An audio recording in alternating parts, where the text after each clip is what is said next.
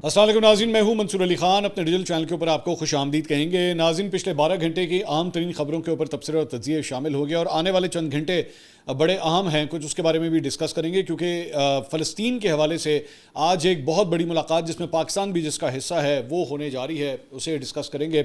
उससे पहले आपसे रिक्वेस्ट के चैनल को सब्सक्राइब करना मत भूलिए, बेल आइकन प्रेस कीजिए। अगर आपको वीडियो पसंद आए उसे लाइक और शेयर ज़रूर कीजिएगा। सबसे पहले ज़रा मैं क्रिकेट के हवाले से बात करूँगा, उसके बाद दीगर खबरें भी जो है वो शामिल करेंगे। सियासत के मैदान से भी और बैनुल अक़वामी खबरें भी जो हैं वो व्लॉग का हिस्सा होंगी। खेल के मैदान से सबसे पहली खबर जो है वो ये है कि जनाब पाकिस्तान का आज एक बड़ा मैच हो रहा है। आई डोंट नो ये वीडियो आप कब देख रहे हैं, लेकिन श्रीलंका के खिलाफ जो है वो फाइनल 4 का जो दूसरा मैच है पाकिस्तान का, वो श्रीलंका के साथ हो रहा है और पाकिस्तान के लिए मैच जीतना बड़ा ज़रूरी है। पहला मैच जो है वो भारत के खिलाफ पाकिस्तान हार गया था। श्रीलंका के खिलाफ अगर पाकिस्तान मैच जीतता है तो निस्बतन फाइनल तक पहुंचने के लिए पाकिस्तान की जो उम्मीदें हैं वो बरकरार रहेंगी। लेकिन अगर ये पाकिस्तान मैच हारता है तो पाकिस्तान के लिए मुश्किलात जो है वो मज़ीद पैदा हो सकती हैं। बांग्लादेश से मैच जीतना ज़रूरी होगा और उसके बाद आगे चल के आपको ये भी उम्मीद करनी पड़ेगी कि जनाब भारत जो है वो बांग्लादेश को मैच हरा दे। सो मतलब to many ifs and buts जो है वो मामले के अंदर आ जाएंगे। सो बेहतर ये है कि आसान तरीका ये है कि पाकिस्तान आज अपना कम से कम मैच जो है वो ज़रूर जीते। लेकिन अगर आप स्टैट्स उठा के देखें तो पाकिस्तान और श्रीलंका के दरमियान जो पिछले आखिरी 5 मैचेस हुए हैं वो पाकिस्तान उसमें उसको शिकस्त हुई है श्रीलंका के ख़िलाफ़, जिसमें 2022 में जो है वो एशिया कप का 2022 उसमें पाकिस्तान और श्रीलंका की टीमें जो हैं दुबई में सुपर 4 के मैच और फाइनल में आमने सामने आई थी और दोनों मैचेस में श्रीलंकन टीम जो है वो जीती थी। और इससे पहले 2019 में 3 T20 मैचेस की सीरीज़ हुई थी, उसमें भी पाकिस्तान को जो है वो वाइट वॉश का सामना करना पड़ा था और गुज़िश्ता 6 साल में 5 बार जो है वो पाकिस्तान जो है वो यूएई के मैदान में जो है वो आया है, लेकिन पाकिस्तान को श्रीलंका पर बर्तरी हासिल हुई है। तो यूएई के हवाले से कम पाकिस्तान का रिकॉर्ड जो है वो अच्छा है और यूएई के अंदर 7 मैचेस में से 4 के अंदर जो है वो पाकिस्तान ने फतह अपने नाम की है। सो लेट्स सी, देखते हैं कि आज कौन सा स्टार्ट जो है वो पाकिस्तान के हक में जाता है। It is going to be a very crucial match और मानना पड़ेगा कि श्रीलंका की टीम जो है बड़ी फॉर्म के अंदर है, वो कोई हल्की टीम नहीं है, बड़ी फॉर्म के अंदर ये टीम है इस वक्त। सियासत के मैदान की तरफ आते हैं। रावलपिंडी की इंसदाद दहशतगर्दी अदालत के जज अमजद अली शाह ने 9 मई GHQ हमला केस से मुतालिक इमरान खान की 2 दरख्वास्तों के ऊपर समाअत की, जिस सिलसिले में इमरान खान के वकील फैसल मलिक और सलमान अकरम राजा जो है वो अदालत में पेश हुए। समाअत के दौरान वकील सफाई ने कहा कि इमरान खान ने दरख्वास्तें दायर की हैं, 19 सितंबर की अदालती कार्रवाई और CCTV कैमरों की फुटेज जो है वो फराहम की जाए, जेल ट्रायल मुंतकिल करने से मुतालिक हाई कोर्ट ऑर्डर्स तक अदालती कार्रवाई जो है वो रोक दी जाए। वकील ने ये कहा कि जी फैसल मलिक ने कहा कि इमरान खान से मुशावरत तक अदालती कार्रवाई का हिस्सा नहीं बनना चाहते। इस पर अदालत ने कहा कि गुज़िश्ता समाअत पर आपकी इमरान खान से बात कराई, उन्होंने अदालती कार्रवाई का बायकॉट किया। आप व्हाट्सएप कम्युनिकेशन को हाई कोर्ट में चैलेंज करें, अदालती कार्रवाई नहीं रोकी जा सकती। प्रोसिक्यूटर ने इस दौरान कहा कि जी गुज़िश्ता समाअत पर वकील सफाई ने अदालती कार्रवाई का बायकॉट किया। आज की समाअत में अदालत वकला सफाई के किसी सवाल का जवाब देने की पाबंद नहीं। वकला सफाई एक दिन अदालत छोड़ कर जाते हैं, दूसरे दिन कहते हैं कि हमें वक्त दिया जाए। वकला सफाई का कंडक्ट बता रहा है ये ट्रायल के लिए संजीदा नहीं है, ये सिर्फ और सिर्फ अदालत का वक्त ज़ाया कर रहे हैं। सलमान अकरम राजा ने कहा कि जी अदालत हुकूमती हिदायत पर नहीं आइन के मुताबिक चलती है, ये नहीं हो सकता कि काल कोठरी में बंद शख्स को व्हाट्सएप कॉल पर पेश किया जाए। अदालत ने कहा कि आपका पूरा हक है, आप इस अदालत के ऑर्डर को चैलेंज करें, जब तक हाई कोर्ट कोई हुक्म जारी नहीं करती अदालती कार्रवाई नहीं रोकी जा सकती। पिछली बार आपके वकला को इमरान खान से बात कराई गई थी, वो तकरीर करना शुरू हो गए थे। ट्रायल कोर्ट हाई कोर्ट की हिदायत और अहकामात नज़रअंदाज नहीं कर सकती। अदालत ने फरीकैन के दलाइल सुनने के बाद इमरान खान की दोनों दरख्वास्तें जो हैं वो खारिज कर दी। इसके साथ साथ बाद 9 मई GHQ हमला केस में इमरान खान को व्हाट्सएप लिंक पर अदालत में पेश किया गया। व्हाट्सएप के वीडियो लिंक के ज़रिए जो है वो उनको पेश किया गया, जहां वकला सफाई ने इमरान खान से बात करने की इजाज़त तलब की। अदालत ने वकला सफाई की इमरान खान से बात कराई, लेकिन आवाज़ में डिस्टॉर्शन आ रही थी और उनकी तस्वीर भी जो है वो सही तरह नज़र नहीं आ रही थी, जिसके बाद जो उनके वकील थे उन्होंने अदालती कार्रवाई का बायकॉट कर दिया और दोनों वकला जो है वो अदालत से बाहर चले गए। इस दौरान अदालत में जो समाअत हुई, इस्तग़ासा के 8 गवाहों ने जो है वो अपने बयानात कलमबंद किए, जिनमें additional director PEMRA Nadir Khan, technical assistant FIA Anisur Rahman और मोहम्मद इमरान शामिल थे। इसके अलावा deputy director PID Mohammad Tariq, Hasnain वज़ीर, साबिक असिस्टेंट कमिश्नर मोहम्मद अब्दुल्ला, इरशाद भट्टी और सेक्शन ऑफिसर वजारत दाखिला बिलाल अहमद जो है वो इन गवाहों की लिस्ट में शामिल थे। केस में मुजमई तौर पर 41 गवाहान जो हैं वो अपने बयानात अभी तक रिकॉर्ड करवा चुके हैं और इस्तग़ासा के गवाहान ने अपनी रिपोर्ट्स अदालत में पेश की, जबकि अदालत ने आइंदा समाअत पर इस्तग़ासा के मज़ीद गवाहों को जो है वो तलब कर लिया है। इसके साथ साथ एक बड़ी ही अजीब किस्म की दरख्वास्त जो है वो कोर्ट के अंदर आई है। ہائی کورٹ میں عمران خان صاحب اور ان کی اہلیہ بشرا بی بی کی تنہائی میں ملاقات کروانے کی درخواست کے اوپر جو ہے وہ سماعت ہوئی. آئی ایم سرپرائز کہ یہ کس قسم کی درخواستوں کو انٹرٹین کیا جا رہا ہے. جسٹس ارباب محمد طاہر نے شہری کوئی شاہد یعقوب ہے اس کی درخواست کے اوپر جو ہے وہ سماعت کی اور فریقین کو نوٹسز جاری کیے اور آئندہ ہفتے تک جواب جو ہے وہ طلب کیا ہے. درخواست گزار کی جانب سے عاطف محمود وکیل ہیں, وہ عدالت میں پیش ہوئے. وکیل نے کہا جی قواعد کے مطابق ایک سال میں کم از کم 3 بار اسپیشل میٹنگز جو ہیں وہ کروائی جانی چاہیے میاں اور بیوی کے درمیان. عدالت نے پوچھا کہ درخواست گزار کون ہے, اس پہ بتایا گیا کہ جی وہ عمران خان کے فالوور ہیں. عدالت نے پوچھا کہ درخواست گزار کیا پاکستان تحریک انصاف کے کارکن ہیں, رکن ہیں؟ اس پہ وکیل نے کہا کہ نہیں وہ صرف عمران خان صاحب کے فالوور ہیں. تو بعد میں سماعت کے دوران عدالت کو بتایا گیا کہ جی عمران خان, بشرا بی بی یا پاکستان تحریک انصاف اس کیس میں براہ راست فریق نہیں ہے. خود عمران خان بھی خود پی ٹی آئی بھی اس درخواست سے لا تعلقی کا اظہار کر رہی ہے. ذرائع کے مطابق جیل قوانین کے تحت قید میاں بیوی ملاقات کے لیے جیل سپرنٹینڈنٹ کو براہ راست درخواست دے سکتے ہیں. اس مقصد کے لیے جیل میں فیملی روم کی سہولت ہونا ضروری ہے, تاہم اڈیالہ جیل میں یہ سہولت دستیاب نہیں ہے. میرے لیے حیران کن بات ہے کہ میاں بیوی کا معاملہ ہے, آپ کون ہوتے ہیں کہ آپ بلا وجہ کی اس قسم کی جو ہے وہ آپ درخواستیں کورٹ کے اندر جو ہے وہ جمع کرائیں, اور مین مقصد جو ہے وہ صرف میرے خیال میں ایویں بلا وجہ کا ایک گند اچھالنا ہے. ایک اسٹوپڈ چیز کے اوپر جو ہے وہ یہ درخواست دائر کی گئی ہے جس کا کوئی سر پیر جو ہے وہ نہیں بنتا. پہلے ہی دوران عدت نکاح کا کیس بھی جو ہے وہ بھی چلا تھا, میری نظر میں وہ بھی ایک بڑا ہی فضول قسم کا کیس تھا, اور اب یہ دوبارہ ایک اور یہ اس قسم کی درخواست جو ہے وہ دائر کی گئی ہے. بیسکلی مقصد جو ہے وہ صرف یہ ہے کہ ایک جاگز آئی ہو کہ جناب ان میاں بیوی کو آپس میں تنہائی کے اندر ملنے دیں. مجھے لٹرلی شرم آ رہی ہے کہ میں ایون اس کو ڈسکس بھی کر رہا ہوں, لیکن میں کیا کروں, ظاہری بات ہے آپ کو پتہ ہونا چاہیے کہ ہمارے یہاں پہ عدالتوں کے اندر کس قسم کی درخواستیں جو ہیں وہ جمع کروائی جاتی ہیں. اس کے اوپر ایکچولی سینئر کورٹ رپورٹر ہیں ثاقب بشیر صاحب, انہوں نے ٹویٹ کیا, انہوں نے کہا تو ناظرین معاملات شرم و حیا سے عاری ہو چکے, اب میاں بیوی نے کب ازدواجی تعلق رکھنا ہے یہ میاں بیوی نہیں بلکہ تھرڈ پارٹی فیصلہ کرے گی. یہ شرم کا مقام ہے کہ ایک درخواست گزار نے عمران خان بشرا بیوی کے حوالے سے اسلام آباد ہائی کورٹ میں درخواست دائر کی جو متاثرہ فریق نہیں, اس کے باوجود رجسٹرار آفس نے درخواست پر اعتراض عائد نہیں کیا. پھر آج جسٹس ارباب محمد طاہر نے بھی یہ اعتراض عائد نہیں کیا کہ آپ تو متاثر فریق ہی نہیں ہے, بلکہ جج صاحب نے 10 قدم آگے بڑھ کر چیف کمشنر حکومت پنجاب جیل حکام کو نوٹسز بھی جاری کر دیا اور جواب بھی مانگ لیا. حد ہی ہو گئی ہے. ہی از ایبسلیوٹلی رائٹ. اس کا مجھے کوئی سر پیر نظر نہیں آتا کہ یہ کس قسم کی درخواست جو ہے یہ جمع کروائی گئی ہے. اس کے علاوہ علیمہ خان صاحبہ کے خلاف جناب 26 نومبر کے احتجاج کے اوپر 26 نومبر جو پچھلے سال احتجاج ہوا تھا اس کے اوپر درج مقدمے کی سماعت جو ہے وہ اینٹی ٹیررسٹ کورٹ کے اندر ہوئی. اس کے جج امجد علی شاہ نے اس کی سماعت کی. پروسیکیوشن نے علیمہ خان کے خلاف مقدمے کا چلان عدالت میں پیش کیا. پروسیکیوٹر نے عدالت کو بتایا کہ علیمہ خان 26 نومبر کے احتجاج میں مرکزی ملزمہ نامزد ہوئی ہیں. انہوں نے دفعہ 144 کے نفاذ کے باوجود کارکنان کو احتجاج پر اکسایا ہے. عدالت نے علیمہ خان کو 26 نومبر کے احتجاج کیس میں 29 ستمبر کو بطور ملزمہ عدالت طلب کیا, اور واضح رہے کہ علیمہ خان کے خلاف تھانہ صادقاباد راولپنڈی میں یہ مقدمہ درج ہے. اس کے علاوہ کوٹ لکھپت جیل سے پاکستان تحریک انصاف کے مختلف لیڈروں نے جو ہے وہ ایک مشترکہ خط لکھا ہے, اور یہ خط جو ہے وہ ڈاکٹر یاسمین راشد, میاں محمود الرشید, عمر سرفراز چیمہ اور اعجاز چودھری کی جانب سے لکھا گیا ہے. اس کے مندرجات جو ہیں وہ میں آپ کے سامنے بتا دیتا ہوں. اس میں لکھا گیا جی شاہ محمود قریشی صاحب جو ہیں عدالت سے بے گناہ ثابت ہو چکے ہیں. ان کی دیگر کیسز میں ضمانتوں میں التوا کیا جا رہا ہے, جو کہ یہ اقدام جو ہے ناانصافی کے زمرے میں آتا ہے. شاہ صاحب کو 2023 میں بے بنیاد مقدمات میں گرفتار کیا گیا. ضمنی بیانات کی روشنی میں انہیں نامزد کیا گیا. وہ ایک سیاسی لیڈر نہیں بلکہ اس سسٹم کا ایک آئینہ ہے. ان کے پاکستان میں ہونے کی حیثیت سے کچھ حقوق ہیں, اور ان کے آئینی حقوق دیتے ہوئے انہیں فوری رہا کیا جائے.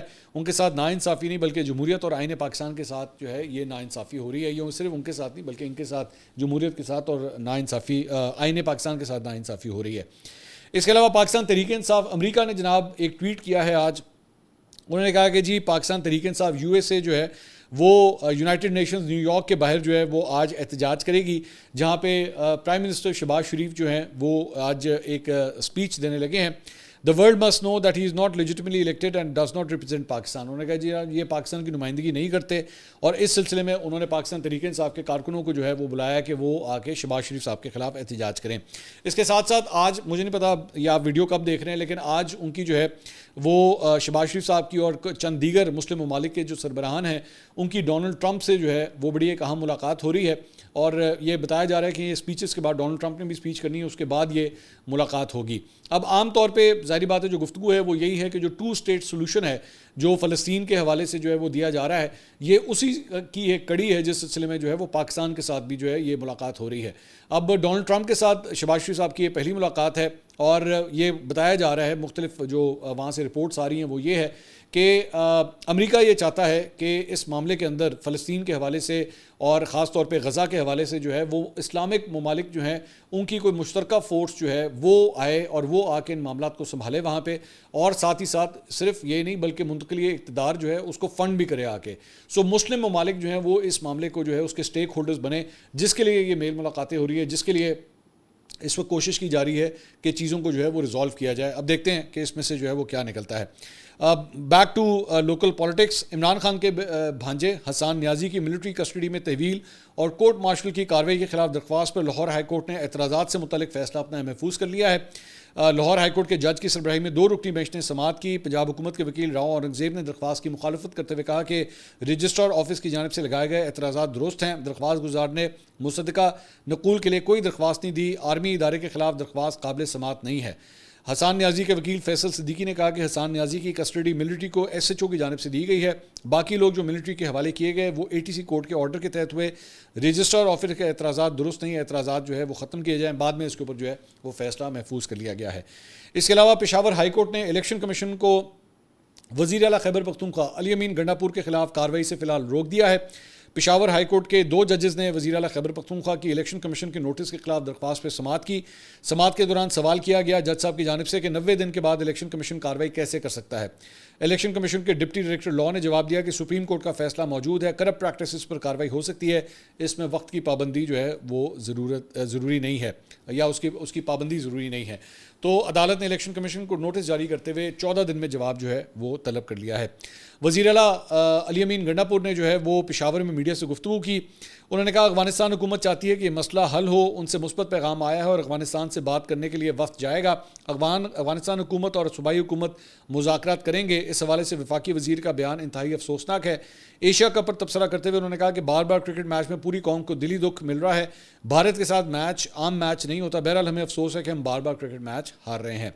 اس کے علاوہ federal board of revenue FBR انہوں نے بااثر ٹیکس چوروں کے خلاف جناب کریک ڈاؤن کا آغاز کر دیا ہے، اور اس میں سونے کے تاجر یعنی کہ سنیارے، اسٹیٹ ڈیولپرز اور دیگر شامل ہیں تاکہ اربوں روپے کی وصولی ممکن بنائی جا سکے. 60,000 جولرز کا ڈیٹا جو ہے وہ بھی جمع کیا گیا. آپ کو یاد ہوگا میں نے آج سے چند ہفتے پہلے آپ کے ساتھ ایک خبر شیئر کی تھی کہ اس سے پہلے بھی جو ہے چند جولرز کی دکانوں کے اوپر پنجاب میں جو ہے وہ چھاپے بھی مارے گئے ہیں اور انہیں اریسٹ بھی کیا گیا تھا.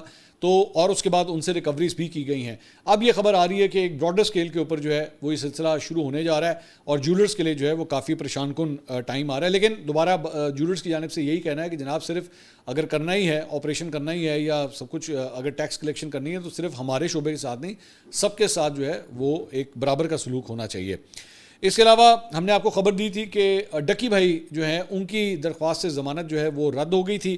اس کا حکم نامہ باقاعدہ طور پہ جاری کر دیا گیا ہے اور عدالت کی جانب سے حکم میں کہا گیا ہے کہ جی FIA کے مطابق درخواست گزار بڑے پیمانے پر جوئے کی اپلیکیشن کی پروموشن کر رہا تھا. درخواست گزار کی لاکھوں کی تعداد میں نوجوان مداح ہیں. ایسے سوشل میڈیا انفلوئنسرز کی کوئی بھی غلطی بڑے پیمانے پر معاشرتی بگاڑ کا باعث بنتی ہے. حکم نامے کے مطابق ڈکی بھائی نے کبھی انکار نہیں کیا کہ اس نے جوئے کی پروموشن نہیں کی. درخواست گزار سے جوئے کی پروموشن کی مد وصول میں $3,26,420 ملے ہیں. حکم نامے کے مطابق ڈکی بھائی کے وکیل نہیں بتا سکے کہ رقم جوئے کی کمپنی سے نہیں ملی اور نہ ہی اس رقم کے ذرائع بتا سکے. درخواست گزار کے وکیل نے دلائل دیے کہ جھوٹا اور بے بنیاد مقدمہ جو ہے وہ درج کیا گیا ہے.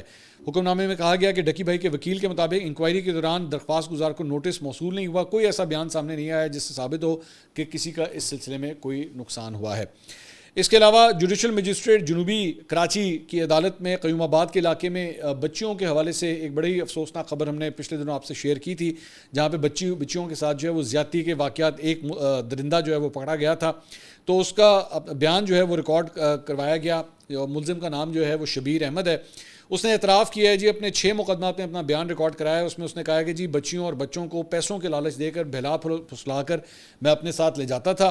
بچوں کو کبھی ویران جگہوں پر کبھی کمرے میں لے جا کر ان سے زیادتی کا نشانہ بناتا تھا. بچوں اور بچیوں کے ساتھ زیادتی کی ویڈیوز بھی بناتا تھا اور اس نے اپنے بیان میں کہا ہے کہ میں اپنے کیے پر شرمندہ ہوں. عدالت نے کہا کہ کمرہ عدالت میں 6 مقدمات پر ملزم کا الگ الگ اعترافی بیان ریکارڈ کیا گیا ہے اور اعترافی بیان ریکارڈ کرنے کے بعد اسے پڑھ کے سنایا گیا اور ملزم نے اپنا جرم جو ہے وہ قبول کر لیا ہے.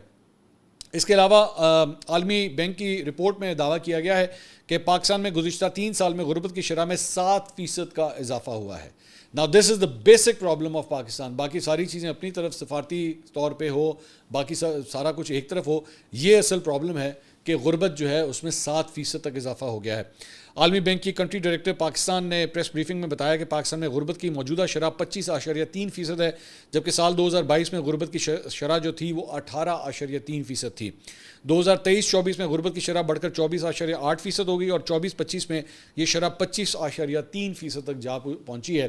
نہ اسٹاک مارکیٹ کے نمبرز, نہ آئی ایم ایف کے لون کے نمبرز, نہ سفارتی سطح کی تمام تر آپ کی فتوحات, سب سے اہم نمبر یہ ہے کہ غریب جو ہے وہ پاکستان میں بڑھ رہا ہے کم ہونے کے بجائے. اس کے علاوہ جناب انڈیا کے حوالے سے ایک خبر میں آپ سے شیئر کرنا چاہوں گا, اور وہ ہے جناب آئی لو محمد کیمپین. حضور صلی اللہ علیہ وسلم کے حوالے سے یہ ایک کیمپین ہے جو اس وقت انڈیا کے اندر چل رہی ہے, اور اتر پردیش کے کانپور سے شروع ہونے والی یہ کیمپین جو ہے اب مختلف ریاستوں میں, مختلف شہروں میں انڈیا کے اندر جو ہے وہ پھیل رہی ہے, اور اس کی وجہ سے مختلف ریاستوں میں مسلم برادری کی جانب سے احتجاج کیے جا رہے ہیں, جو جلوسوں کا بھی جو ہے وہ سبب بن رہی ہے. اس میں اتر پردیش, اتراکھنڈ, تلنگانہ اور مہاراشٹرا, یہ تمام سٹیٹس ہیں جس کے اندر اس وقت یہ تحریک چل رہی ہے. اب ہوا کیا ہے کہ اس میں یہ اتنے احتجاج کیوں ہو رہے ہیں, یہ بے چینی کیوں پھیلی ہوئی ہے, اس کا بیک گراؤنڈ میں آپ کو بتاتا ہوں. یہ تنازع بیسیکلی 4 ستمبر کو عید میلاد النبی صلی اللہ علیہ وآلہ وسلم کے جلوس کے دوران راوت پور کانپور میں جو ہے یہ واقعہ وہاں سے سٹارٹ ہوتا ہے. جلوس کے راستے پر ایک گروپ نے بیسیکلی آئی لو یو محمد کا ایک بینر لگایا. اس پہ مقامی وہاں پہ جو ہندو گروپس تھے انہوں نے اعتراض کیا کہ جی یہ ایک نئی روایت کیوں قائم کی جا رہی ہے, یہ آئی لو محمد کا بینر جو ہے یہ یہاں پہ کیوں لگایا گیا ہے, انہوں نے اعتراض کیا. پولیس نے جو ہے وہ وہاں پہ فوراً مداخلت کی. پولیس کے مطابق حکومت کے قوانین مذہبی جلوسوں میں نئی رسومات شامل کرنے کی اجازت نہیں دیتے. وہ کہتے ہیں جناب یہ کوئی نئی چیز ہو گئی ہے کہ آپ نے بینر کیوں لگا دیا. کچھ افراد نے روایتی شامیانہ ہٹا کر نئے شامیانے اور بینر لگا دیے, جنہیں پولیس نے واپس اپنی پرانی جگہ پر بحال کیا. پولیس نے وضاحت کی کہ بینر کے حوالے سے کوئی ایف آئی آر جو ہے وہ درج نہیں کی گئی ہے. تاہم واقعے کے دوران ہندو مسلم گروپس نے ایک دوسرے پر پوسٹر پھاڑنے کا الزام لگایا, جس سے کشیدگی بڑھی ہے. حالانکہ پولیس نے معاملہ جو ہے وہ سلجھانے کی وہاں پہ کوشش بھی کی. 9 ستمبر کو کانپور پولیس نے 24 افراد کے خلاف جناب مقدمہ درج کر دیا, اور انہوں نے جلوس میں نئی رسم شامل کرنے اور سماجی ہم آہنگی کو نقصان پہنچانے کی کوششوں کے الزامات جو ہیں وہ ان لوگوں پہ لگا دیے. الزام میں روایتی شامیانہ ہٹانے اور نئی جگہ پر بینر لگانے کا جو ہے وہ الزام لگایا گیا. تنازع کو مزید شہرت اس وقت ملی جب 15 ستمبر کو AIMIM کے سربراہ اسد الدین اویسی نے ایک پوسٹ میں کہا کہ آئی لو محمد کہنا جرم نہیں ہے. انہوں نے پولیس کارروائی کو تنقید کا نشانہ بنایا اور کانپور پولیس کو ٹیگ کیا, جس سے بحث جو ہے وہ مزید وسیع ہو گئی.